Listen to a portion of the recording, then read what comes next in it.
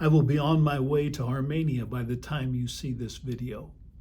In addition to ministering to pastors and leaders, I will check on a number of our projects, and I want to see how we can continue assisting the refugee situation in Armenia.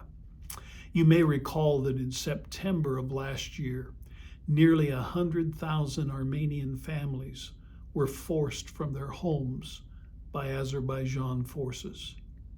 The massive influx of refugees in this small nation of Armenia is taxing. But I'm thankful that we have the privilege of working with churches throughout Armenia, turning adversity into a blessing. Working with pastors, leaders, and congregations who respond daily by providing food, clothing, shelter, encouragement, and help to these dear families is a joy. I recently shared with our friends who are connected with our ministry how refugee burnout is a growing reality.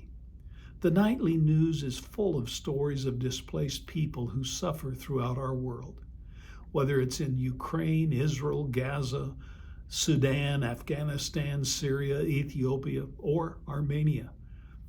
The suffering people who are left homeless is enormous. And it's easy to become desensitized to the sufferings of humanity. But we must not forget, adversity presents us with the opportunity to be a channel of hope. The psalmist describes and defines the Lord's gracious and righteous acts in tangible ways that we can learn how we too can show and demonstrate a benevolent spirit. We can do so by helping the oppressed, by setting the captive free, by giving sight to the blind, by protecting the sojourner and leading the orphan and widow to security. Thank you for joining me in being an instrument of compassion and hospitality.